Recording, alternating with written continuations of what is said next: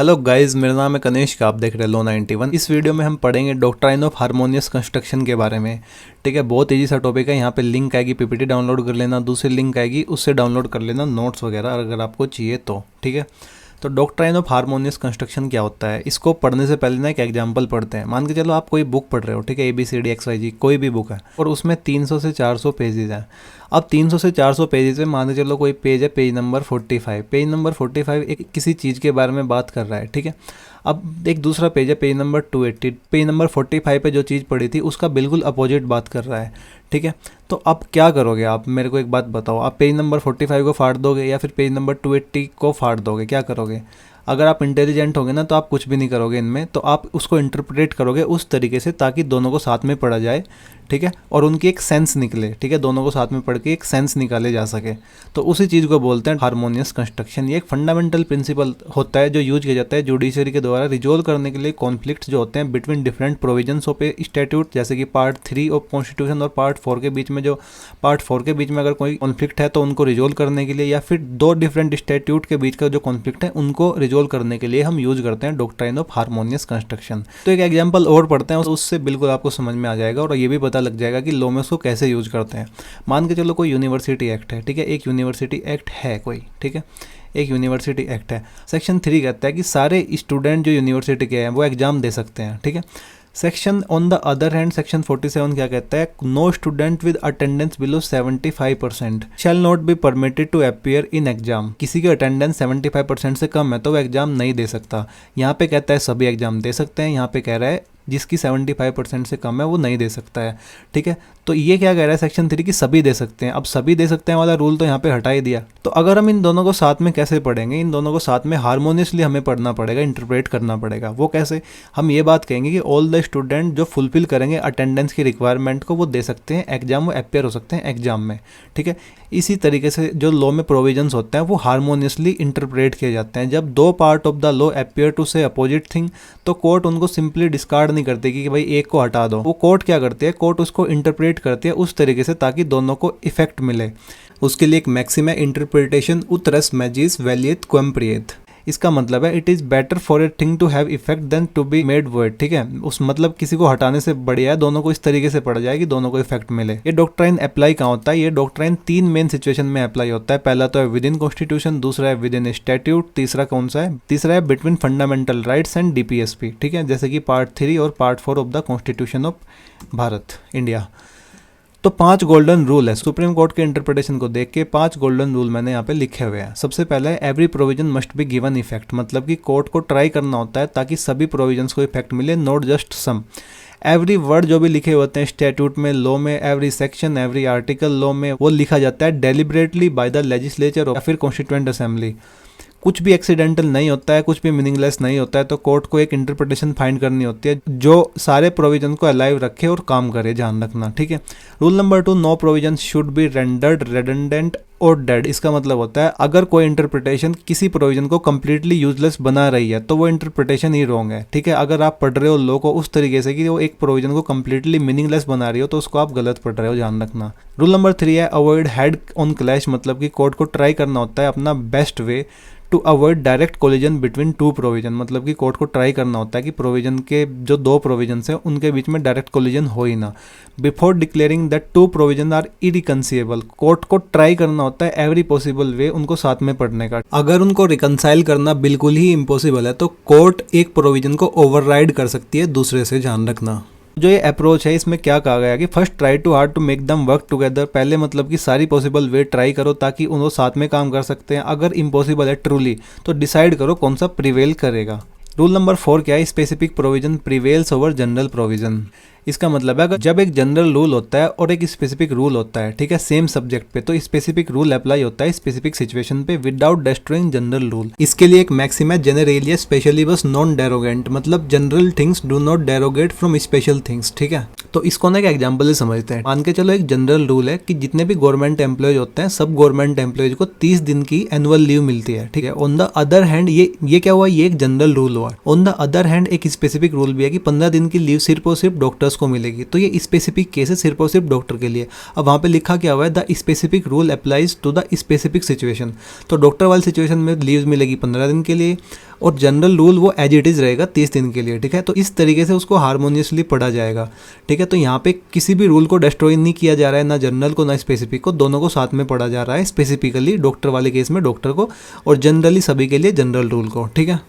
Rule number 5, court must find the most reasonable interpretation among all the possible interpretation. Choose करना होता है जो most reasonable हो, most consistent हो with the overall purpose of the law, और maximum number of provisions को effect मिल सके। Court is not just looking for any interpretation, it is looking for best interpretation जो सर्व करे लॉ का purpose, ध्यान रखना, ठीक है। तो यहाँ पे आपका टॉपिक कंप्लीट हो गया है। आपको अगर मीनिंग जानना था, आपको अगर बेसिक अंडरस्टैंडिंग करनी थी, तो यहाँ पे टॉपिक कंप्लीट हो गया है। बट थोड़ा और डेप्थ में मैं पढ़ता हूँ, आपको अगर पढ़ना है पढ़ लीजिए। यह डॉक्ट्राइन कॉन्स्टिट्यूशन में कैसे अप्लाई होता है। Application number 1, fundamental rights versus fundamental rights, ठीक है। दोनों के बीच में भी होता है, कभी कभी दो फंडामेंटल राइट एक दूसरे को मतलब लगते हैं अपोजिट है, ये कुछ कह रहा है ये कुछ कह रहा है। सबसे इंपॉर्टेंट है, इसको डेप्थ में पढ़ते हैं। जैसे कि आर्टिकल 29 वर्सेज आर्टिकल 21। आर्टिकल 19(1) ने क्या बोलता है, freedom of speech and expression. Article 21 क्या कहता है, right to life and personal liberty. यहाँ पे कभी कभी कॉन्फ्लिक्ट आता है, can a person's speech be restricted to protect another person's life and dignity. तो क्या आर्टिकल 19 ओवरराइड करेगा आर्टिकल 21 को, या फिर आर्टिकल 21 ओवरराइड करेगा आर्टिकल 19 को। मतलब कि क्या किसी पर्सन की स्पीच रेस्ट्रिक्ट कर देगी प्रोटेक्ट करना another person life and dignity, अगर ऐसा क्वेश्चन है तो, ठीक है। तो हार्मोनियस कंस्ट्रक्शन यहाँ पे कैसे काम करता है, सुप्रीम कोर्ट ने कहा है दोनों को साथ में पढ़ा जाना होता है। फ्रीडम ऑफ स्पीच इंपॉर्टेंट है, but it can not be use to destroy someone's life और डिग्निटी, ये एक रेस्ट्रिक्शन है। तो आर्टिकल 21 की protection of life harmoniously limit करती है आर्टिकल 19 के फ्रीडम ऑफ स्पीच को, किसी आर्टिकल को हटाए बिना। तो यहाँ पे क्या हो रहा है, यहाँ पे वो साथ में काम कर रहे हैं with reasonable limits. Application number 2 है fundamental right part 3 versus part 4 DPSP. The most famous and most tested application for harmonious construction. यहाँ पे सबसे बेसिक कॉन्फ्लिक्ट क्या आता है, पार्ट 3 मतलब कि आर्टिकल 12 से 35 जो फंडामेंटल राइट है एनफोर्सेबल होते हैं कोर्ट में, और पार्ट 4 जो कि डीपीएसपी है वो एनफोर्सेबल नहीं होते हैं कोर्ट में। तो क्वेश्चन क्या आता है, अगर पार्लियामेंट पास करे law to implement DPSP, but अगर वो लॉ वायलेट करेगा फंडामेंटल राइट को, तो कौन सा प्रिवेल करेगा, कौन जीतेगा, ठीक है। तो इसको ना केस लॉ से पढ़ना पड़ेगा हमें, ठीक है। सबसे पहले बात आती है 1951 की, state of Madras versus Champakam Dorairajan. Fundamental right win over DPSP इसमें कहा गया था। तो state had reservation in educational institute जो कि एक डीपीएसपी है। तो चंपाकम जो थी उन्होंने चैलेंज किया था कि ये वायलेट कर रहा है आर्टिकल 15 को, नो डिस्क्रिमिनेशन, जो कि एक फंडामेंटल राइट है। सुप्रीम कोर्ट ने यहाँ पे कहा था फंडामेंटल राइट प्रिवेल करेंगे, DPSP can not override fundamental rights. 1951 में ये हुआ था। उसके बाद 1967 में Golaknath versus state of Punjab में कोर्ट ने रिफर्म किया था कि फंडामेंटल राइट सुप्रीम होते हैं, पार्लियामेंट फंडामेंटल राइट को अमेंड नहीं करेगा इंप्लीमेंट करने के लिए डीपीएसपी। उसके बाद आया सबसे इंपॉर्टेंट केस 1973 में Kesavananda Bharati versus state of Kerala. Most important constitutional case है, ठीक है। पता होगा आपको, इसके बारे में पढ़ा भी होगा, नहीं पढ़ा है तो भाई नहीं पढ़ा है कोई दिक्कत नहीं यार, अब पढ़ लो, क्या बड़ी बात है, ठीक है। कोर्ट ने इंट्रोड्यूस किया था basic structure doctrine. Parliament can amend fundamental right but can not destroy the basic structure. Also began the shift toward harmonious reading of part 3 and part 4। मतलब कि इस केस में कोर्ट ने इंट्रोड्यूस किया था basic structure doctrine. Parliament amend तो कर सकता था फंडामेंटल राइट को, बट उसका जो बेसिक स्ट्रक्चर है ना उसको वो डिस्ट्रॉय नहीं कर सकता है, ठीक है। इसके बाद क्या हुआ, पार्ट 3 को और पार्ट 4 को हार्मोनियसली पढ़ना शुरू किया गया, ठीक है। उसके बाद 1980 में केस आया Minerva Mills versus union of India. Court ने कहा था फंडामेंटल राइट्स और डीपीएसपी कॉम्प्लीमेंट्री और सप्लीमेंट्री होते हैं एक दूसरे के, ठीक है। वो हार्मोनियसली पढ़े जाने होते हैं, neither can completely override each other. एक balance must be maintained between the two, एक बैलेंस होना चाहिए बिटवीन द टू। उसके बाद 1993 में उन्नी Krishnan versus state of AP मतलब आंध्र प्रदेश का केस, आंध्र प्रदेश ये केस आया। कोर्ट ने पढ़ा article 21 right to life along with article 45 free education for children जो कि एक डीपीएसपी है। टुगेदर उन्होंने क्रिएट किया right to education as a fundamental right, ठीक है। Reading a DPSP into a fundamental right ताकि उसका स्कोप एक्सपेंड किया जा सके, ध्यान रखना। अब ये doctrine with in ordinary statutes कैसे पढ़ा जाता है। The doctrine is not just for constitution, ये अप्लाई होता है सभी स्टैट्यूट पे। ये कैसे काम करता है, बेसिक रूल है, अगर दो सेक्शन सेम एक्ट के कॉन्फ्लिक्ट हो उनके बीच में तो उन दोनों को पढ़ा जाता है ताकि दोनों सेक्शन का मीनिंग हो और इफेक्टिव हो, ठीक है। एक सबसे इंपॉर्टेंट एग्जांपल है यहाँ पे general section versus specific section. मतलब कि जो हमने वो पढ़ा था ना एग्जांपल डॉक्टर वाला, डॉक्टर की लीव वाला, वही सेम बात है। इसको एक एग्जांपल समझते हैं। जो सेक्शन 10 है ना कंपनी एक्ट का, आपने पढ़ा हुआ है कंपनी एक्ट, इसलिए कंपनी एक्ट इंक्लूड किया है। सेक्शन 10 कहता है all meetings of the company shall be held in India, ठीक है। सेक्शन 186 क्या कहता है, एनुअल जनरल मीटिंग जो एजीएम होती है लिस्टेड कंपनीज की, वो होनी होती है उस सिटी में जहाँ पे रजिस्टर्ड ऑफिस है। तो सेक्शन 10 एक जनरल सेक्शन है, सेक्शन 186 एक स्पेसिफिक सेक्शन है जो कि एक स्पेसिफिक चीज़ के बारे में बात कर रहा है, जो कि है एनुअल जनरल मीटिंग, ठीक है। तो हार्मोनियस कंस्ट्रक्शन से सेक्शन 10 अप्लाई होगा सभी मीटिंग्स पे जनरली। सेक्शन 186 यहाँ पे स्पेसिफिकली गवर्न करेगा एजीएम को of the listed companies. AGM के लिए सेक्शन 186 अप्लाई होगा और दूसरी सारे मीटिंग्स के लिए सेक्शन 10 अप्लाई होगा। तो दोनों सेक्शन सर्वाइव करेंगे in their own field. Limitation on this doctrine, इसकी कुछ लिमिटेशंस भी है, उनको पढ़ते हैं। पहली तो बात है can not rewrite the law. Harmonious construction does not mean court can change the meaning of the clear words. अगर दो प्रोविजन एब्सोल्युटली रिकन्सिएबली कॉन्फ्लिक्ट में है, ठीक है, जैसे कि दो लीगल प्रोविजन कंप्लीटली क्लैश कर रहे हैं विद ईच अदर और can not be made to work with together in any way, मतलब कि साथ में वो पढ़े जा ही नहीं सकते हैं, ठीक है। तो कोई रीजनेबल रीडिंग उनको साथ में नहीं पढ़ा सकती, सिंपल सी बात है, साथ में काम नहीं करा सकती। कोर्ट को डिसाइड करना होता है कौन सा प्रिवेल करता है। Court can not create a fictional harmony, ताकि उन दोनों को एग्जिस्ट किया जा सके। फिक्शनल हार्मनी कुछ भी क्रिएट नहीं करनी होती है। Words of law are words of law, simple सी बात है। Limitation 2 can not render express word meaningless, मतलब कि जब ट्राई कर रहे होते हैं हार्मोनाइज करने के लिए, कोर्ट इग्नोर नहीं करेगा clear express words of the provision. ध्यान रखना, harmony is achieved, harmony achieve जरूरी है, की जाएगी, वो थ्रू इंटरप्रिटेशन होएगी, नॉट थ्रू इग्नोरिंग वर्ड्स। आप वर्ड्स को इग्नोर नहीं कर सकते हो।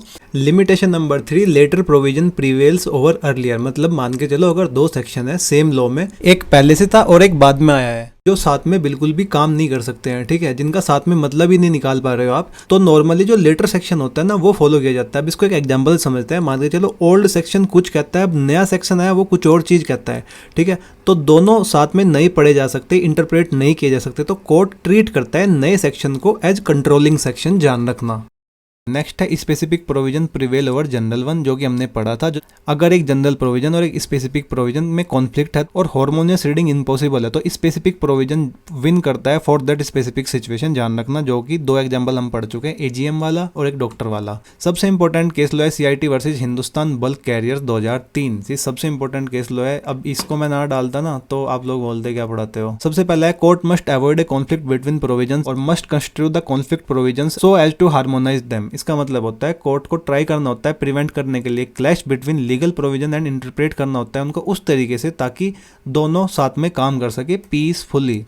नेक्स्ट है the provision of the one section can not be used to defeat the provision of another unless it is impossible to effect reconciliation between them. इसका मतलब होता है एक सेक्शन लॉ का यूज नहीं किया जाएगा कैंसिल करने के लिए और डिस्ट्रॉय करने के लिए दूसरा सेक्शन, ठीक है, जब तक ये कंप्लीटली इम्पॉसिबल ना हो to make both section work together, ध्यान रखना। नेक्स्ट है when it is impossible to completely reconcile the differences. Court को इंटरप्रेट करना होता है उनको उस तरीके से कि that effect is given to both provision as much as possible. इसका मतलब होता है when it is not possible to fully remove the conflict, जब ये पॉसिबल ही ना हो कि कॉन्फ्लिक्ट को रिमूव किया जा सके, तो कोर्ट को इंटरप्रेट करना होता है लॉ इस तरीके से कि ताकि मैक्सिमम इफेक्ट मिल सके दोनों प्रोविजंस को, जितना पॉसिबल है उतना।